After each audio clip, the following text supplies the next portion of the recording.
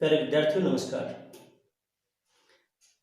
आज हम बात कर रहे हैं भाषा, लिपि और व्याकरण के बारे में। भाषा, लिपि और व्याकरण, ये जो बिंदु है बोर्ड की एग्जाम में 2 नंबर का आता है।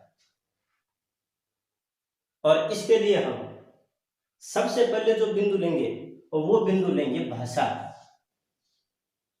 भाषा को आधार बना करके और जो बात हम करेंगे वो बात यहाँ पर सबसे पहली बात आ जाएगी भाषा शब्द की उत्पत्ति,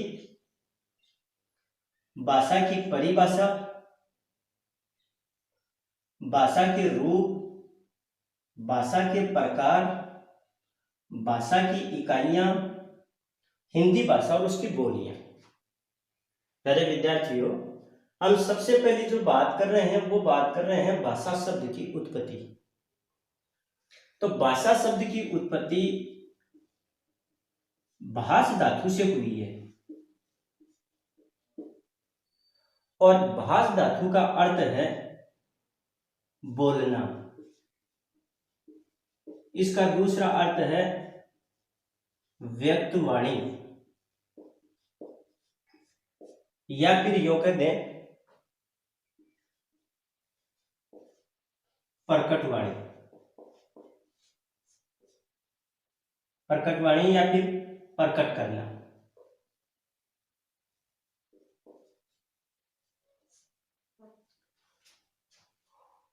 भाष शब्द की उत्पत्ति, भाषा शब्द की उत्पत्ति भाष धातु से, जिसका अर्थ है बोलना, व्यक्तवाणी, प्रकट करना। उसके बाद में बात आती है भाषा की परिभाषा। तो भाषा की परिभाषा को अपन प्रस्तुत करें तो इसमें यूं होगा कि वह साधन जिसके द्वारा व्यक्ति अपने विचारों का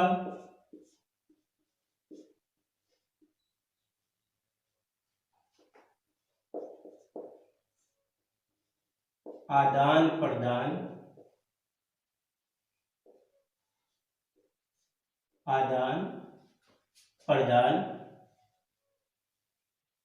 करता,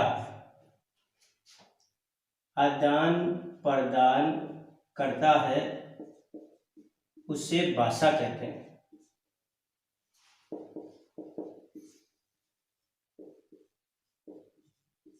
उसे भाषा कहते हैं। वह साधन जिसके द्वारा व्यक्ति अपने विचारों का आदान प्रदान करता है उसे भाषा कहते हैं।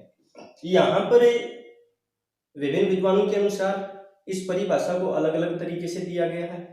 एक जगह पर यह बात भी कही गई है कि मुंह द्वारा उच्चारित यादृच्छिक ध्वनि प्रतीकों की वह व्यवस्था जिसके द्वारा व्यक्ति अपने विचारों का आदान प्रदान करता है उसे भाषा कहते हैं। बात यहाँ पर यह आ रही है कि सरल और सहज रूप में अगर हम देखें तो यहाँ पर यह सटीक परिभाषा है कि वह साधन जिसके द्वारा व्यक्ति अपने विचारों का आदान प्रदान करता है उसे भाषा कहते हैं। उसके बाद में आगे वाला जो बिंदु आ रहा है कि जो भाषा के रूप, भाषा के 2 रूप हैं, जिनमें एक है मौखिक भाषा।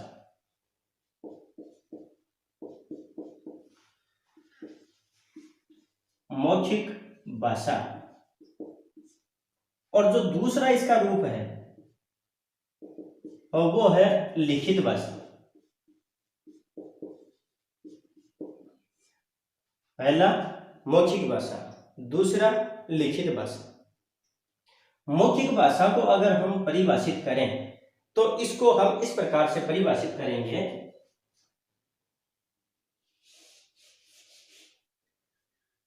सबसे पहले मौखिक भाषा,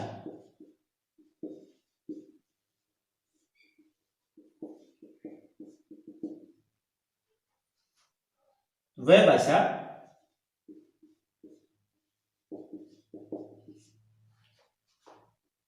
जो ध्वनि रूप में हो, जो ध्वनि रूप में हो उसके द्वारा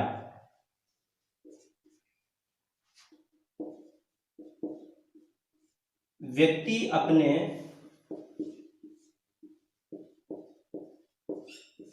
अपने विचारों का आदान प्रदान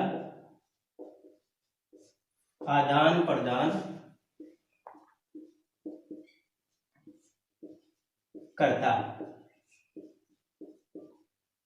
एक बात तो ये, इसमें सीधी सी बात यह है कि व्यक्ति अपनी बात को ध्वनि रूप में प्रस्तुत करता है, या उसका ध्वन्यात्मक रूप जो होता है वही मौखिक भाषा है।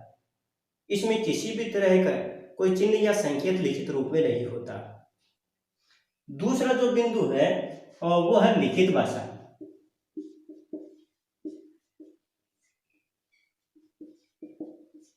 इस बात को हम यूं कह सकते हैं कि निश्चित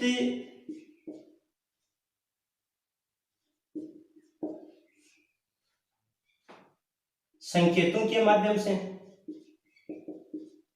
संकेतों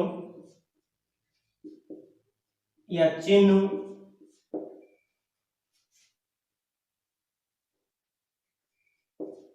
के लिखित रूप से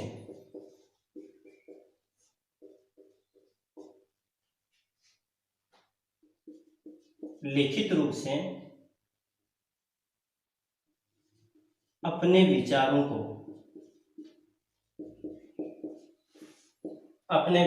को प्रस्तुत किया जाता है।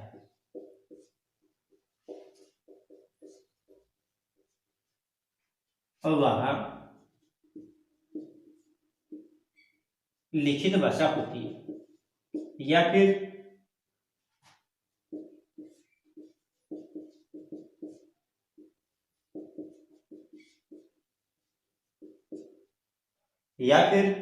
इस बात को यूं कहते हैं कि व्यक्ति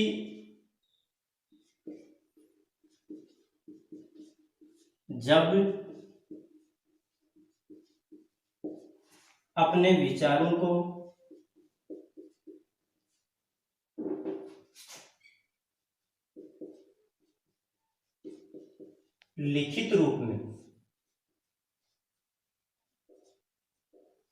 लिखित रूप में प्रस्तुत करता है,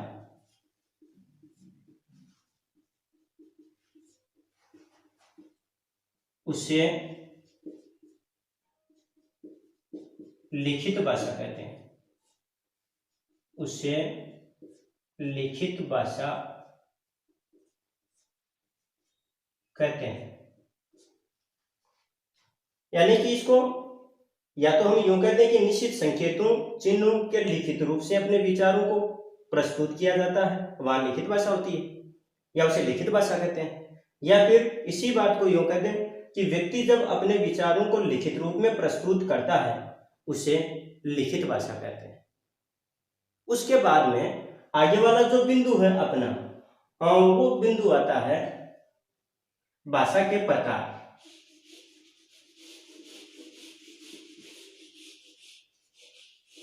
भाषा के प्रकार।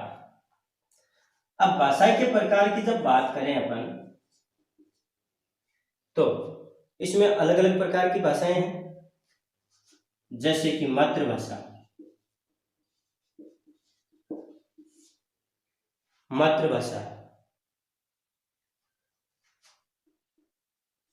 राष्ट्रभाषा,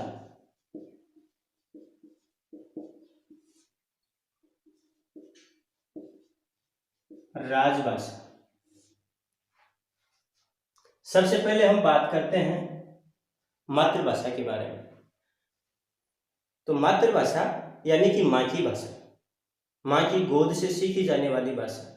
जब व्यक्ति सबसे पहले माँ की गोद में रह करके और माँ से जिस भाषा को सीखता है, माँ से जिस भाषा का अनुकरण करता है, उसे मातृभाषा कहते हैं। दूसरी बात यहाँ पर आ गई राष्ट्रभाषा की। तो राष्ट्रभाषा में क्या है कि एक राष्ट्र के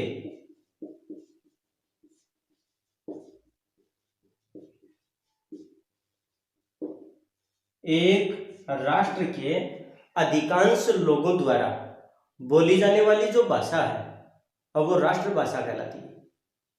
एक देश अथवा राष्ट्र के अधिकांश लोगों के द्वारा बोली जाने वाली जो भाषा है वो राष्ट्रभाषा कहलाती है। और अगला है इसमें राजभाषा। तो राजभाषा की जहां तक बात आती है वो है यानी कि राजकार्यों में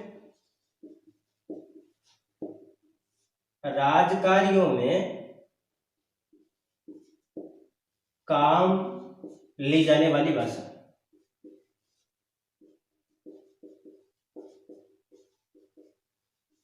राजकार्यों में काम ली जाने वाली भाषा राजभाषा कहलाती है। कौन सी भाषा? राजभाषा कहलाती है। ये तो बात हुई यहाँ पर मातृभाषा की, राष्ट्रभाषा की, राजभाषा की। मैं एक बार इस बात को पुनः दोहरा देता हूँ कि माँ से सीखी जाने वाली जो भाषा है वो मातृभाषा है। एक राष्ट्र के अधिकांश लोगों द्वारा बोली जाने वाली जो भाषा है और वो राष्ट्रभाषा है। और राजकार्यों में काम में ली जाने वाली जो भाषा है उसको राजभाषा कहते हैं। जैसे कि अपनी जो हिंदी भाषा है वो राजकार्यों के रूप में काम में ली जाती है और उसको 14 सितंबर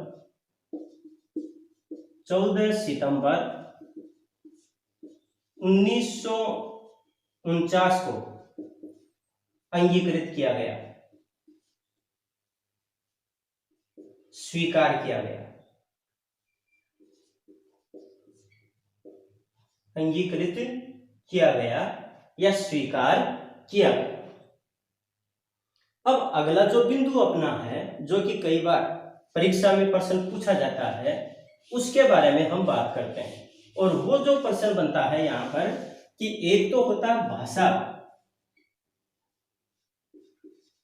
और दूसरा है बोली। भाषा और बोली और इन दोनों में अंतर। भाषा और बोली इनमें अंतर। अब इसको हम जैसे स्पष्ट करते हैं तो यहां पर यूं आ जाएगा जैसे कि भाषा और इधर हो गया बोली।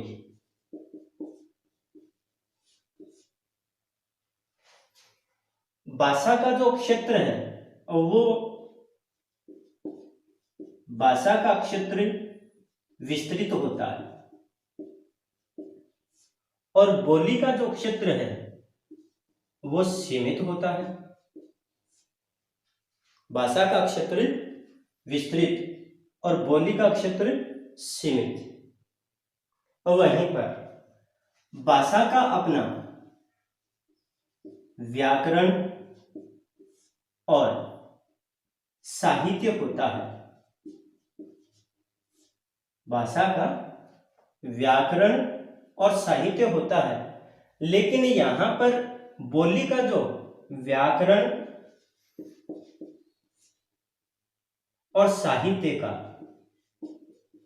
अभाव होता है।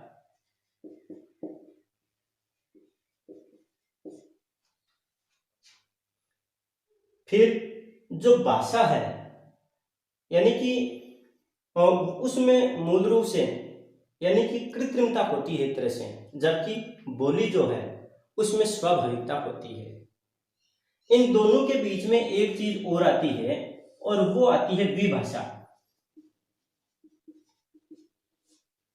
कहने का मतलब कि जो भाषा है और उसकी विभाषा और जो बोली है उनका सामूहिक रूप भाषा होता है। मेरी बात को समझिएगा कि जो विभाषा है, विभाषा में अनेक बोलियां होती हैं या अनेक बोलियों का समूह है और वो विभाषा होता है, और विभाषाओं का जो समूह है वो भाषा होता है। इस बात को हम यूं समझेंगे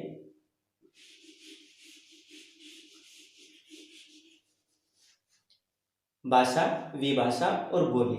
इसको समझने से पहले एक मैं छोटी सी बात पहले रखूंगा और वो बात है कि भाषा की इकाइयां भाषा की इकाइयां। प्यारे विद्यार्थियों, भाषा की 5 इकाइयां हैं। उनमें सबसे पहले आ जाता है ध्वनि। और ध्वनि में यानी कि ध्वनि संबंधी जो भी बात है उसका यहाँ पर प्रस्तुतिकरण होता है, या फिर यूं कहें कि जो भी मुंह का जो अपना उच्चारण है और वो ध्वनि का रूप होता है, उसे ध्वनि कहते हैं। दूसरी बात आती है वर्ण की। ध्वनि जब निश्चित एक चिन्ह के रूप में, निश्चित एक संकेत के रूप में लिखी जाती है, वो वर्ण होती है। और ये भाषा की, वर्ण जो है भाषा की सबसे छोटी इकाई होती है। भाषा की सबसे छोटी इकाई होती है।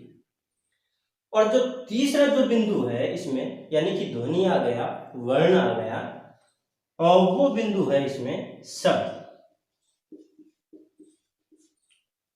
शब्दों का, शब्द की बात आई तो वर्णों का जो समूह है वो शब्द होता है, जिसका कोई निश्चित अर्थ निकलता है, कोई सार्थक अर्थ निकलता है। जिसमें भाषा में जहां तक बात करें तो जैसे उत्पत्ति है, व्युत्पत्ति है, इनका निर्माण है शब्दों का, वो सारी की सारी बातें इस शब्द में आ जाती है या शब्द विचार में आ जाती हैं। इसको जैसे ध्वनि विचार, वर्ण विचार और शब्द विचार भी कहते हैं। और अगला जो बिंदु है इसमें वो है वाक्य।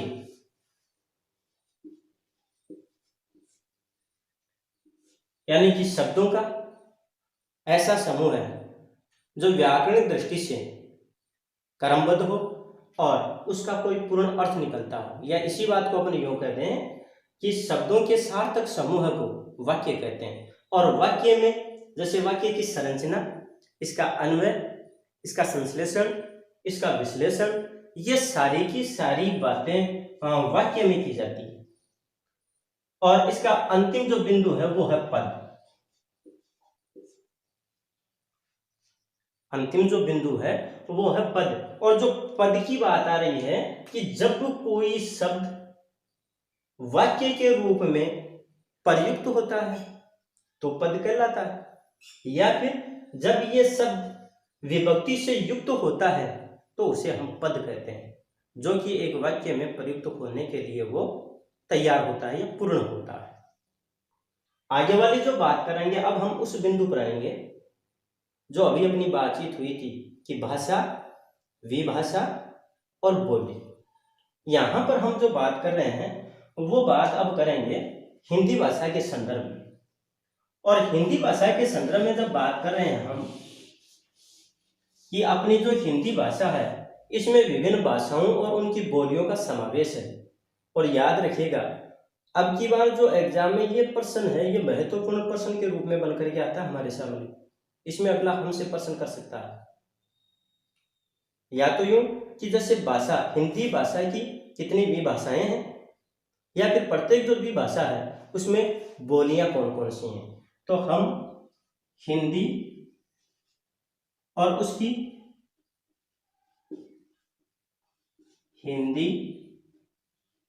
उसकी बोलियां, इस पर बात करेंगे। हिंदी और उसकी बोलियां। तो हिंदी और जो उसकी बोलियां, इसमें सबसे पहले हम बात करें हिंदी की तो इसकी 5 विभाषाएं हैं। 5 विभाषाएं। जैसे 1 नंबर पर आती है, यहां तो विभाषा और इधर बोली। 1 नंबर पर आती है पूर्वी हिंदी।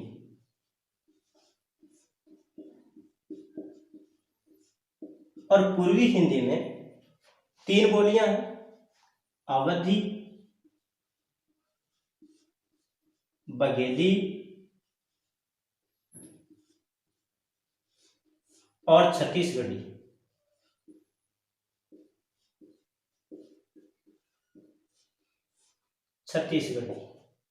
दूसरा जो बिंदु है वो है पश्चिमी हिंदी। पश्चिमी हिंदी। और पश्चिमी हिंदी में ब्रज, बांगरू, खड़ी बोली,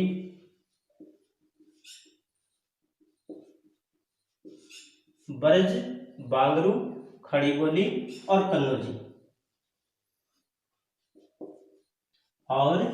कन्नौजी ये मुख्य बोलियां हैं। तीसरा जो बिंदु है वो है राजस्थानी।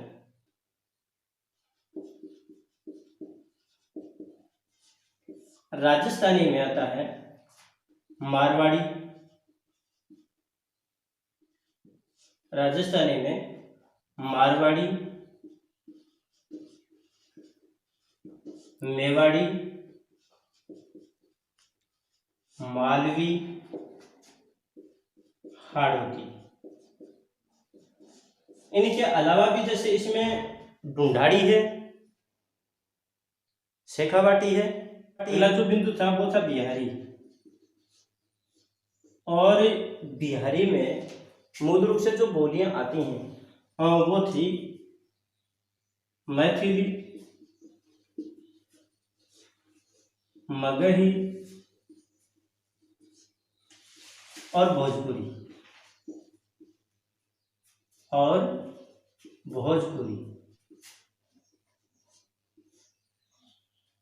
मैथिली, मगही और भोजपुरी, ये 3 बोलियां।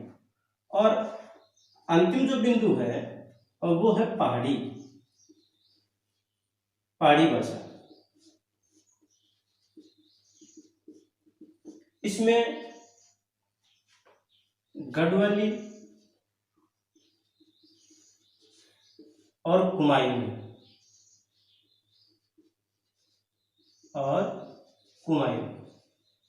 इसके अलावा जैसे कि इसमें हिमाचली भी बताते हैं, तो वहीं पर जो बेसवाड़ी है वो भी बात करते हैं। इसमें मूल रूप से ये 2 ज़्यादा महत्वपूर्ण है, बाकी तो क्षेत्रीय प्रभाव के कारण और भी बोलियां हो सकती हैं। एक बार मैं फिर से इन्हीं चीज़ों को पुनः दोहरा रहा हूँ, जिसमें देखिए कि हिंदी और उसकी बोलियां, जिसके 5 विभाषाएं हैं, 5 उपभाग हैं, इसके विभाग हैं, जिनमें पूर्वी हिंदी में अवधी, बघेली, छत्तीसगढ़ी। पश्चिमी हिंदी, इसमें ब्रज, बांगरू, खड़ी बोली और कन्नौजी। राजस्थानी में है मारवाड़ी, मेवाड़ी, मेवाती, हाड़ौती या फिर मालवी।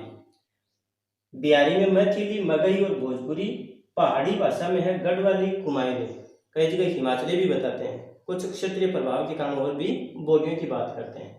बोर्ड की एग्जाम में जो प्रश्न पूछने की स्थिति बनती है इसमें, वो ये बन सकती है कि या तो अपने को ये पूछे कि हिंदी भाषा को कितनी विभाषाओं में या कितने भागों में विभक्त किया गया है, या तो ये चीज। और अगर मान लीजिए कितने भागों में विभक्त किया गया है, तब बात आएगी कि 5, जैसे कि पूर्वी हिंदी, पश्चिमी हिंदी, राजस्थानी, बिहारी और पहाड़ी। प्रश्न इस प्रकार से भी पूछा जा सकता है कि पूर्वी हिंदी की बोलियां लिखिए, तब उसका जवाब होगा अवधी, बघेली, छत्तीसगढ़ी।